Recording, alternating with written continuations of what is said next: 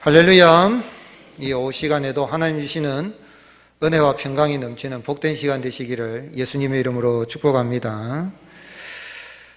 지난 시간에 웨스트민스터 신앙 고백 서론에 대해서 이야기했는데, 오늘은 계속해서 이제 제 입장 승진에서 말씀드리겠습니다만은, 우리 삶에 있어서 특별히 신앙생활하는 데 있어서도 질서 있는 그런 믿음 생활을 하는 게 중요합니다. 일상생활에도 규칙적이고 질서 있는 생활하는 게 굉장히 중요하지 않습니까? 일어나는 시간이 일정해야 되고, 잠자는 시간도 일정한 게 좋고, 식사도 때가 아니면 먹지 않고 때가 됐을 때 식사를 하는 게 건강의 첫걸음이라고 참 어릴 때부터 부모님들에게 이렇게 다 배워오잖아요. 그런데 살아가다 보면 이런 기준들을 흐트리고 사는 때가 있습니다. 사람이 기준을 정해놓고 산다는 게 참 건강에도 좋고, 정신 건강에도 좋고, 육체 건강에도 좋고, 그리스도인들은 영적 건강에서 이 기준을 정해놓고 사는 게 굉장히 중요합니다. 그런데 이 기준이라는 것이 살아가는 데서 삶의 기준이 사람들마다 다 다르지 않습니까? 나름대로 다 사상이 있고 철학이 있고 또 종교가 있단 말이에요. 그래서 자기가 가지고 있는 그런 신념화된 그런 기준에 따라 살고, 나이가 40이 넘어가면은 그 기준을 절대로 바꾸지 않는다. 그래서 40이 넘은 사람한테는 절대로 권면하지 마라, 그런 말도 하기는 하는데, 그러나 내가 잘못된 기준이다 싶을 때는 빨리 바꿔야 돼요. 나이가 상관없이 내가 100살을 먹어도 잘못된 기준이었거든요. 기준을 빨리 바꿔야만이 내 삶이 행복한 삶을 살아갈 수가 있는 것이죠. 기준이 잘못되면 자신의 삶도 헛살았다 하는 말을 할 수밖에 없습니다. 돌아보면 아이고, 내가 기준을 잘못 정했으니까, 그 기준이 잘못됐으니까 잘못 살은 거죠. 그래 헛살았다 하는 사람이 있어요. 늦게 예수님을 믿고 난 다음에 그렇게 하는 분들이 들어 있습니다. 늦게 아이고, 내가 진작에 예수님 믿어야 되는데 지금까지 인생을 헛살았다, 예수님을 이렇게 내가 빨리 알았으면 얼마나 좋겠노, 이런 생각을 하는 분들이 있습니다. 여러분은 어떻습니까? 살아온 데서 내가 헛살지 않고 보람있게 살아오신 것 같습니까? 이 아멘 소리가 왜 이래요? 아멘이십니까? 보람차게 살아가시기를 주님의 이름으로 축복합니다. 그래서 기준이 잘못되면 가정에서도 그 아버지의 남편, 이렇게 가장의 기준이 잘못되면요, 가족들이 고통당합니다. 그런데 기준을 바로 세우고 나가면은 가족들도 행복하고 그래요. 회사도 사장님이나 또는 높은 지위에 있는 사람들이 기준을 잘 정해야 회사가 재미있고 이렇게 되는 거죠. 기준을 잘못되면 힘들어요. 학교도 학생들이 교장 선생님이 기준 잘못 정해버리면 담임 선생님 기준 잘못 정해버리면 얼마나 힘든지 몰라요. 이 기준은 참 중요한데, 기준을 잘못 짜면 자신의 삶도 불행하고 또 다른 사람들에게 해를 끼치게 되죠. 그럼 어떻게 하면 삶의 기준을 바르게 하고 내가 행복한 삶을 살아갈 수 있겠느냐 하는 거죠. 그게 우리 그리스도인들에게는 특별히 영적 생활에서는 신앙 고백이 있다는 거예요. 이걸 잘 알아야 되죠. 성경이 있지만은 성경을 잘 정리한 신앙 고백, 특별히 우리는 웨스트민스터 신앙 고백서를 우리의 삶의 표준 문서로 이렇게 믿고 살아갑니다. 1643년 7월 1일에 영국 웨스트민스터 대교회당에서 모여가지고 5년 6개월 22일 동안 참 많은 사람들이, 목회자와 또 학자와 또 이런 귀한 사람들이 모여서 이렇게 결정을 내렸는데, 신앙 고백이 33장으로 되어 있고요. 대교리문답은 196문으로 되어 있고, 소교리문답은 107문으로 되어 있습니다. 제가 간단하게 말씀드렸지만 이거는 교회 다니며 예수님을 믿으면 이거는 기본적으로 알아야 되는 겁니다. 신앙 고백이 몇 장으로 되어 있다고요? 따라합시다. 33장. 예, 거기에다 이제 우리는 우리 교단에서 또 붙인 미 장로교에서 붙인 걸 받아들여서 2장을 더 35장으로 되어 있죠. 그 다음에 대교리문답은 한번 따라합시다. 196문. 예, 200문에서 4문답이 적습니다. 196문입니다. 그리고 소교리문답은 따라하시겠습니다. 107문. 예, 이거는 기본 상식으로 이제 우리가 알도록 자꾸 해야 돼. 신앙생활 하는 데 있어서도 우리가 결혼하기 전에는 부부가 눈에 콩깍지가 씌어가지고 서로 몰라도 막 행복하게 살잖아요. 그런데 알아가면서 이제 결혼하고 나서 알아가잖아요. 알아가면서 아이고, 내가 이런 인간 같으면 진작에 내가 안 만났을 건데, 이런 생각이 들잖아요. 근데 오히려 더 좋다 싶으면, 이야, 내가 믿고 나니 당신이 너무 좋다. 이야, 더 빨리 당신 만나가지고 빨리 결혼했으면 더 행복했을 텐데, 별로 안 그런 것 같아요. 그렇습니까, 여러분? 그렇게 행복한 거예요. 알아가는 거죠. 알아가는 거. 자꾸 예수님 믿으면서 알아가는데, 그런데 우리가 신앙 고백을 잘 알아가야 되겠죠. 그래서 기본 상식에 속하는데, 나중에 또 제가 자주 물어보겠습니다만은, 오늘은 성경에 대해서입니다. 성경. 즉, 하나님께서 왜 우리에게 성경을 주셨을까요? 하나님께서 많은 책들이 많은데, 이 세상에 책이 얼마나 많이 쏟아져 나옵니까? 엄청납니다, 책이. 엄청나게 쏟아져 나오죠. 미 국회의사당에 있는 책은 전 세계에서 제일 많은 책을 가지고 있는데 상상을 초월한 책들이 쏟아져 나오고 있어요. 그런데 그 많은 책들 가운데 하나님의 말씀이라고 하는 성경은 딱 몇 권입니까? 한 권밖에 없어요. 그죠? 이 한 권. 그럼 왜 성경을 주셨을까요? 그리고 어떻게 해서 우리가 성경을 통해서 정말 인생의 기준을 바로 정하며 살아갈 수 있겠어요? 성경을 주신 목적은 오직 성경을 통해서 구원에 이르는 길을 알 수 있기 때문에 그렇습니다. 구원에 이르는 길은 오직 뭐 외에는 없다고요? 성경 외에는 없어요. 그래서 종교개혁자들이 외쳤던 게 오직 성경, 오직 믿음, 오직 은혜라는데 오직 성경이에요. 솔라 스크립tura 하면서 오직 성경 그랬어요. 그런데 그 성경에 대한 고백을 하면서 이제 자연계시에 대한 이야기를 합니다. 자연계시. 본성의 빛 그리고 창조와 섭리의 사역은 하나님의 선하심과 지혜와 능력을 너무나 분명하게 드러내기 때문에 사람에게 변명의 여지를 주지 않지만, 이게 이제 우리가 신앙 고백 제 1장을 딱 열면은 이제 이 말이 나옵니다. 본성의 빛 그리고 창조와 섭리 사역, 그죠? 그런데 그걸 통해서 분명히 하나님의 능력이 나타나요. 선하심과 지혜와 능력이 여기 다 나타난다는 거예요. 그렇기 때문에 누구도 변명할 수, 하나님 난 모른다라고 말할 수가 없는 거예요. 로마서 2장 14절 15절 율법 없는 이방인이 본성으로 율법의 일을 행할 때는 이 사람은 율법이 없어도 자기가 자기에게 율법이 되나니 이런 이들은 무엇이 증거가 된다 그랬습니까? 양심이 증거가 돼요. 그 양심이 증거가 되어 생각들이 서로 혹은 고발하며 혹은 변명하며 그 마음에 새긴 율법의 행위를 나타내느니라. 예수님 안 믿는 사람들은 무엇으로 심판을 받는가? 예수님 복음을 안 받았으니까 나는 아무 책임 없다고 말할 핑계를 할 수 없는 것이 이미 본성의 빛과 하나님이 지으신 창조 속에 섭리하심 속에 하나님이 주장하시는 섭리하신다. 그 속에 하나님의 선하심과 하나님의 지혜와 능력이 다 나타났기 때문에 하늘의 별만 봐도 인간이 타락하기 전에는 우리 하나님 살아계시니 하나님 감사합니다가 나오는데, 그런데 타락한 인간은 그게 안 된다는 거죠. 그래서 그 양심이 증거가 되어서 생각들이 서로 고발하고 변명하게 된다는, 그 마음에 새긴 율법의 행위를 나타낸다. 그래서 자기 마음에 새긴 율법에 따라서 심판을 받기 때문에 하나님의 심판을 피할 사람이 한 사람도 없죠. 이제 그런 이야기입니다. 예를 들면 이순신 장군은 구원받았을까요? 안 받았을까요? 대한민국 사람이 제일 존경하는 사람이 누굽니까? 역사 속에 세종대왕입니까? 이순신 장군입니까? 아무나 존경하십시오. 저는 이순신 장군을 좋아합니다만은, 근데 이순신 장군 구원받았는가 안 받았는가는 그 사람만이 아는 거야. 근데 일반적으로는 복음을 전해만 하던데 그 사람은 어떻게 이순신 장군은 그러면은 그가 천국에 갈 수 있는가 못 가는 가 어떻게 되느냐면 그 마음의 양심이 하나님이 벌써 그 본성의 빛 속에 창조와 섭리 속에 줬기 때문에 핑계할 거리가 없도록 하나님 딱 만들어놨기 때문에 하나님이 너 이렇게 해서 너는 지옥 가야 된다면 꼼짝없이 아무 소리 없이 지옥에 간다는 거야.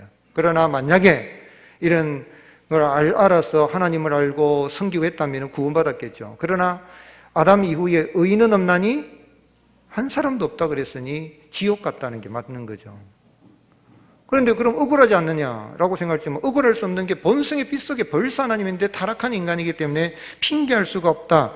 로마서 1장 19절 20절 이는 하나님을 알만한 것이 그 속에 보임이라. 하나님께서 이를 그들에게 보이셨느니라. 창세로부터 그의 보이지 아니하는 것들 곧 그의 영원하신 능력과 신성이 하나님의 하나님 되심이 그가 만드신 어디에 나타났다 그랬습니까? 만물에 분명히 보여 알려졌나니 그러므로 그들이 뭐하지 못한다고요? 핑계하지 못한다니까요. 안 믿은 사람도 억울하다고 말 못해요. 제가 이렇게 예수님 믿고 또 하면서 이제 조금씩 관심이 있으면 그러면 예수님 안 믿은 사람, 복음이 전해져서 안 믿는 사람 어떻게 됩니까? 저한테 막 이렇게 물어요. 하나님 불공평하자요. 안 돼. 절대로 하나님 불공평은 아닙니다. 하나님 얼마나 공평하신지 자연 속에 다 이렇게 나타내기 때문에 하나님의 능력과 신성, 하나님 되심이 다 있기 때문에 누구도 핑계하지 못한다는 거죠. 시편 19편 1절.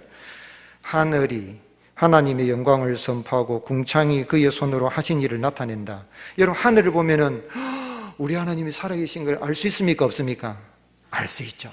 예수님 믿고 나니까 그죠? 주의 손가락으로 만드신 주의 하늘과 주가 베풀어 두신 달과 별 내가 보니. 다윗이 예수님 오시기 전에, 다윗이 예수님 오시기 전에 1000년 전에, 지금부터 3000년 전에 그렇게 노래한 거예요.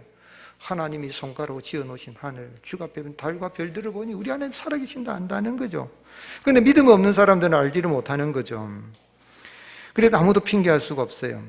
그런데 하나님은 이런 이 자연 세계 속에 이것들이 구원 얻기에 필요한 지식, 또 하나님과 그분의 뜻에 대한 지식을 충분히 뭐 하지는 못한다고요? 베풀지는 않는 거예요. 그래서 하나님 살아계신 걸 알겠는데 저절로 깨달아 알고 아이고 하나님 믿고 내가 회개하고 예수님 믿고 구원받아야 되겠다는 생각은 안 된다는 거예요. 어떤 사람들은 보고 야 신이 있다면 참 대단하다, 놀랍다, 이 정도까지는 가는데 신이 있다면 신이 있다면 이 정도는 말할 수 있지만은 하나님이 계신다, 그러니까 내가 회개하고 내가 하나님 믿고 구원받아야 되겠다, 이렇게까지는 안 간다는 거예요. 왜냐하면 타락한 인간의 본성이 있어서 그런 거죠. 고린도서 1장 21절. 하나님의 지혜에 있어서는 이 세상이 자기 지혜로 하나님을 뭐하지 못함으로요? 알지 못함으로 하나님께서 무엇으로요? 전도에 미련한 것으로 믿는 자들을 구원하시기를 기뻐하셨도다. 아멘이십니까? 전도 안 하면 절대로 구원받을 수가 없어요. 스스로 깨달아 알 수 있는 인간은 타락하였기 때문에 하나님의 형상을 잃어버렸기 때문에 깨닫지 못하는 거죠. 그런데 고린도서 2장 13절에 우리가 이것을 말하거니와 사람의 지혜가 가르친 말로가 아니라 오직 성령께서 가르친 것으로 하시니. 오늘 사랑하는 성도 여러분, 우리는 참으로 구원 얻을 수 있는 필요한 지식과 하나님의 뜻을 알 수 있도록 성령님이 인도해 주신 걸 믿으시기를 주님의 이름으로 축복합니다.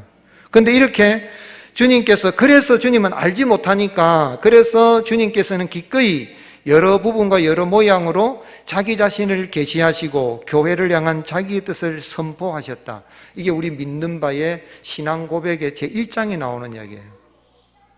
성경에 대해서 주님께서 기꺼이 여러 부분, 여러 모양으로 천사들을 통해서, 기적을 통해서, 표적을 통해서 자기 자신을 계시하시고 교회를 향한 자기 뜻을 선포하셨다. 히브리서 1장 1절, 오늘 읽은 말씀이죠. 같이 읽겠습니다. 옛적에 선지자들을 통하여 여러 부분과 여러 모양으로 우리 조상들에게 말씀하신 하나님. 여러 부분, 여러 모양으로 이야기했는데도 잘 못 알아먹어요. 구원에 대한 걸 받아들이는. 특별히 보세요. 이스라엘 백성들이 애굽에서 400년 동안 노예살이 하다가 하나님이 그들을 바로에서 이끌어내실 때 뭘 보여주셨습니까? 10가지 지향의 기적도 보여주고, 그 다음에 홍해를 어떻게 건넜습니까? 마른 땅으로 건너게 해주시고, 드라이랜드로. 신기하죠?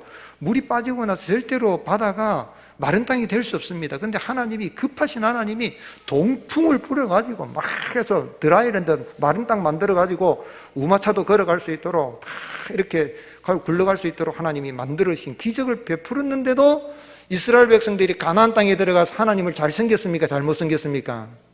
잘못 섬기잖아요. 우상 섬기면 하나님 어디로 그들을 보냈습니까? 결국은 바벨론에 또 70년 동안 포로 생활 보내버리잖아요. 그런 기적을 보고 천사가 나타나서 이야기하고 또 기적도 보고 표적도 보고 이런 물이 갈라지고 바다가 갈라지고 강이 갈라지고 이런 기적을 다 봐도 모세를 대적해서 싸우고 하나님께 대적하고 우상 섬기고 했단 말이에요. 그러니 그런 뜻을 선포했지만 잘 못하니까 하나님 어떻게 하십니까? 그래도 하나님은 사랑하셔서 하나님이 택한 자들을 끝내 하나님의 형상을 담은 인생을 구원하기 위해서 어떻게 하시면 특별 계시를 주십니다. 자연계시를 통해서 자연계시를 하나님 말씀하셨어요. 그런데 말씀하신 그 소리, 음성으로 말씀하신 소리를 들어도 안 들으니까, 듣고도 하나님의 말씀에 순종을 안 하고 하나님께 회개하고 돌아나오지 않으니까 하나님이 특별 계시를 주셨어요. 그리고 그 후에는 진리를 보다 더 잘 보존하고 보급하며 육신의 부패와 사탄과 세상의 악의를 대항하여 교회를 보다 확실하게 세우고 위로하실 목적으로 그 동일한 내용을 전부 뭐하게 하셨다고요? 기록하셨다. 하나님이 기록하게 하신 거죠.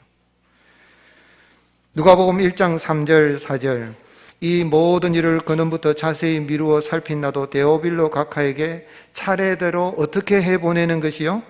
써보내는 것이 좋은 줄 알았나니. 의사 누가가 그냥 구두로 할 수 있어요. 그런데 하나님의 성령의 감동을 받아서 차례대로 예수님이 어떻게 태어나시고 어떻게 자라시고 특별히 공생애사에 어떻게 하신 거 차례대로 써보내는 것이 좋을 줄. 의사니까 의사는 해부학적으로 모든 것을 세밀하게 살피는 일을 잘하잖아요.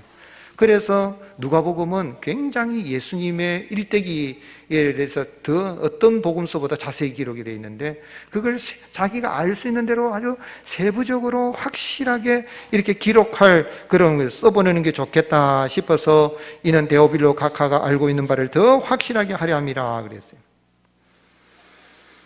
그래서 하나님은 기록된 말씀을 통하여서 이렇게 참 사탄과 그죠? 육신의 부패, 사탄과 세상의 악의를 대항하고 교회를 더 확실하게 세우고 위로하실 목적으로 이 성경을 기록하게 하신 거예요.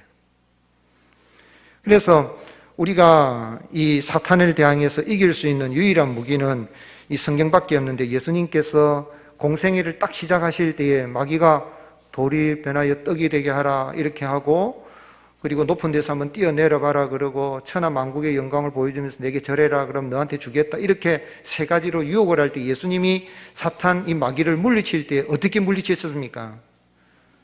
마태복음 4장 4절 같이 읽겠습니다. 시작. 예수께서 대답하여 이르시되 기록되었으되 사람이 떡으로만 살 것이 아니요 하나님의 입으로 나오는 모든 말씀으로 살 것이라 하였느니라 하시니. 예수님께서 전능하신 하나님이시니까 마귀야 물러가라 이렇게 바로 말씀하셔도 돼요.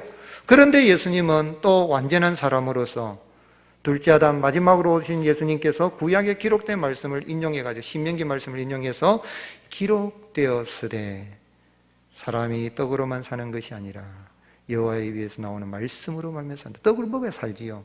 그러나 정말 사람이 사는 것은 하나님 말씀으로 말미암아 산다는 거예요. 그 신명기 말씀을 인용해가지고 마귀를 물리친 거예요.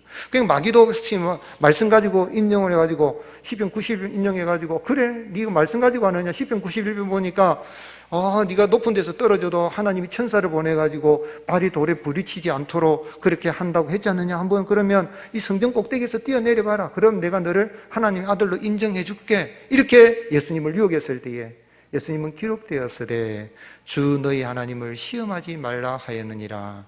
성경 말씀 가지고. 그런데 중요한 말씀을 한번 따라합시다. 또 기록되었으되. 이단에 빠진 사람 특징이면 성경을 이야기합니다. 여호와 증인도 성경을 이야기하고 신천지 이단 집단도 성경을 이야기하고 이 건너편에 있는 이 하나님의 교회, 우리 교회 코앞에까지 지금 이 카페는 거죠. 하나님의 교회에서 이 커피 파는 목적으로 있는 게 아니라 교회에서 혹시라도 낙심한 요거 딱 잡아가려고 그렇게 만들었는지 어쨌는지 하나님의 교회에서 한다더라고. 조심해야 됩니다. 거기 가서 절대 커피 마시지 마세요. 혹시 정신대 거기 간 사람 있습니까? 하나님의 교회가 아주 교묘해요. 보면 이렇게 하는데 그러면서 성경 갖고 이야기합니다. 그런데 안상홍 집단이잖아요. 성경 갖고 이야기하고 정명석이가 얼마나 성경 갖고 이야기하는데 통일교도 성경 갖고 이야기하고 그런단 말이에요. 통일교 저기도 여행 간다고 여러분 오란다고 가면 안 됩니다. 공짜 여행 보내준다 가다가는 지옥 갑니다. 여러분. 문설명이 그냥 그래 이미 죽어가지고 끝났는데도 그 아들이 지금 이렇게 해가지고 뭐 어쩌고 저쩌고 하고 있는데 오늘 여러분 그런데 예수님 뭐라고 했냐면 성경 한 구절만 알면 안 돼. 또 기록되었으되. 다시 한번 따라합시다. 또 기록되었으되. 성경을 잘 보고 예수님 그랬어요. 그래서 사탄을 물리치시죠. 베드로후서 1장 19절 같이 읽겠습니다. 또 우리에게는 더 확실한 예언이 있어 어두운 데를 비추는 등불과 같으니 날이 새어 샛별이 너희 마음에 떠오르기까지 너희가 이것을 주의하는 것이 옳으니라. 아멘. 오늘 하루 하나님의 말씀을 묵상할 때 세밀하게 자세히 잘 알고 묵상하세요. 제가 여러분들 매일매일 지금 코로나로 인해 가지고 매일매일 큐티 말씀 보내드리잖아요. 목사가 그 워드 작업을 매일 하고 또 찾아보고 이러면서 제 손에 열이 엄청나게 많이 납니다. 손끝이 지리지리하게 열이 나요. 또 그 말씀 준비하고 기도하고 뭐 또 준비하고 원고 정리하고 막 하잖아요. 토시 하나 안 틀리라고 우리 교육자들이 미리 그 조사까지도 혹시 내가 잘못 썼나 싶어서 교정해가지고 또 수정해가지고 글이 보낸다고요. 글을 보내는데 그래도 주의하는데 그 보낼 때 제일 어려운 게 뭔지 압니까? 하나님은 누구신가? 그럼 우리는 어떻게 살아야 될까? 제가 글이 풀잖아요. 제일 어려운 게 요약하는 겁니다. 요약하는 거. 오늘 말씀은 몇 절에서 몇 절까지 어느 말씀이고 몇 절에서 몇 절까지 그 요약해내는 게 제일 어렵습니다. 왜냐하면 요약은 정확하게 해야 알아야 요약을 하거든요. 제가 우리 성경 공부 이렇게 해가지고 숙제를 내전에 생명상 공부해가지고 요약해 로마서 요약이라면 못해요.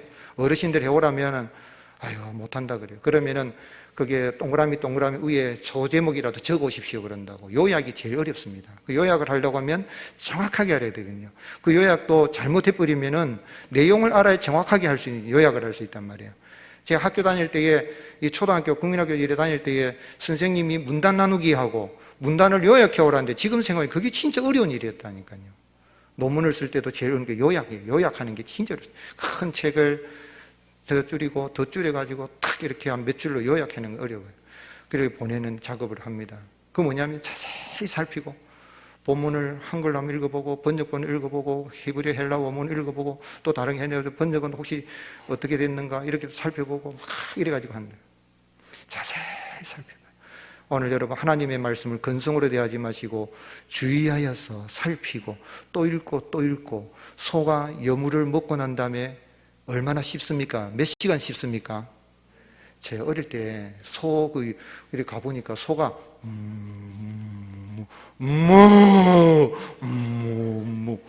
하루 종도로 오물거리더라고. 하루 종도로. 건강하게 오래 사는 비결이요. 소처럼 음식을 100번 씹고 먹으면 건강하게 오래 산답니다.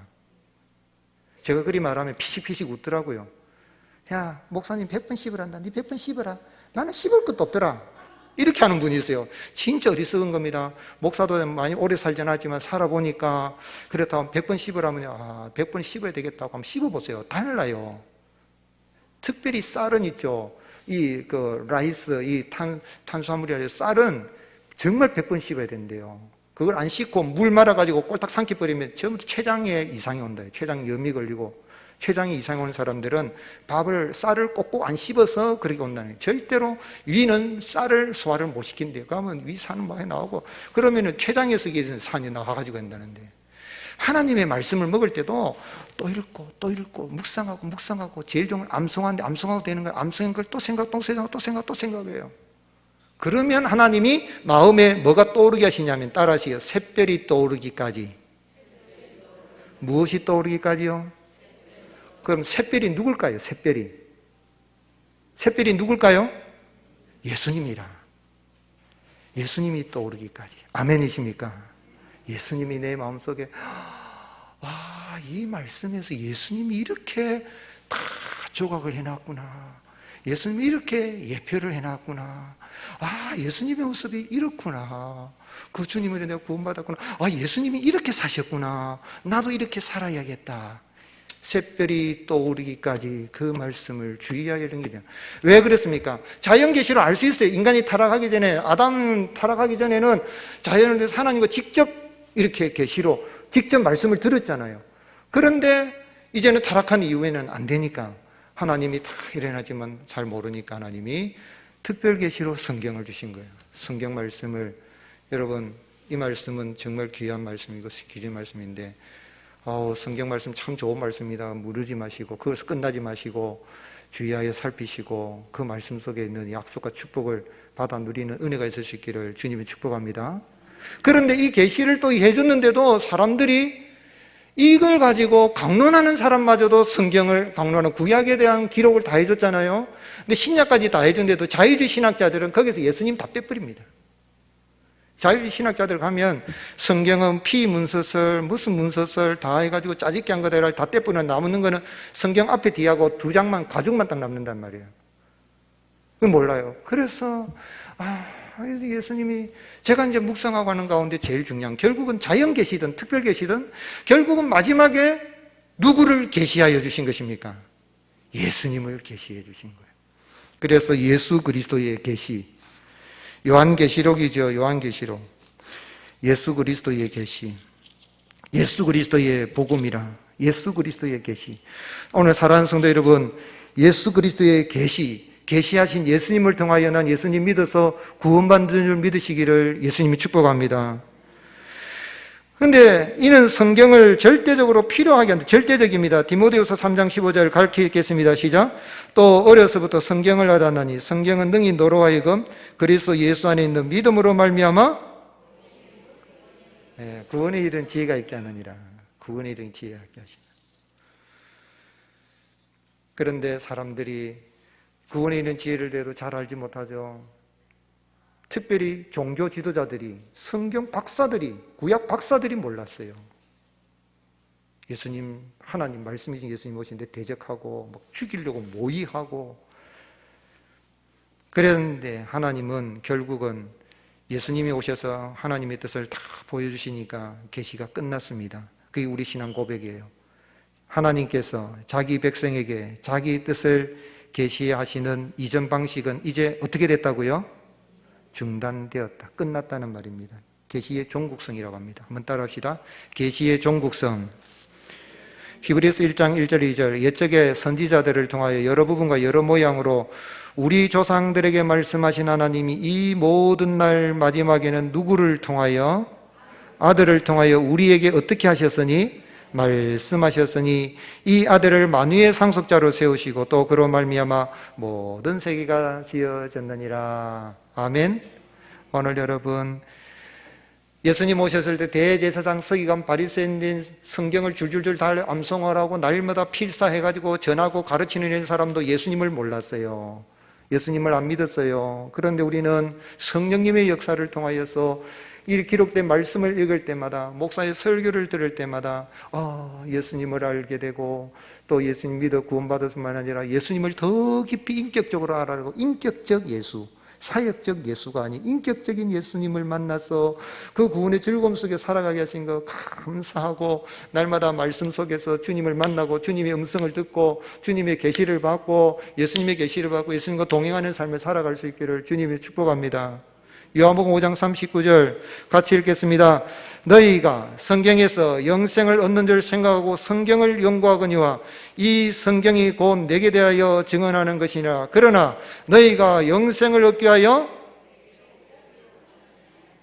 누구에게 오기를 원하지 않는다고요? 예수님에게. 여러분 예수님께 나왔습니까? 무엇을 통하여서요? 성경을 통하여. 아멘이십니까? 여러분 예수님 만났습니까? 누구를 무엇을 통하여서요? 아멘이십니까? 오늘도 만났고 매일매일 만나고 이전 주님을 만나 성경을 통해서 만나서 내가 영생을 얻고 주님과 동행한다. 사도 요한은 요한복음을 기록한 목적이 뭐라고 했습니까? 그건 성경을 기록한 목적이죠. 요한복음 2장 31절 같이 읽겠습니다. 오직 이것을 기록하면 너희로 예수께서 하나님의 아들 그리스도의 이름을 믿게 하려 함이요 또 너희로 믿고 그 이름을 힘입어 아멘. 할렐루야. 이 한 주간도 성경 말씀을 통해서 주님을 믿고 동행하면서 그 말씀 속에 힘을 얻고 위로를 얻고 오늘 여러분 그 말씀 축복들을 다 받아 누리고 승리하는 복된 한 주간 되시기를 예수님의 이름으로 축복합니다.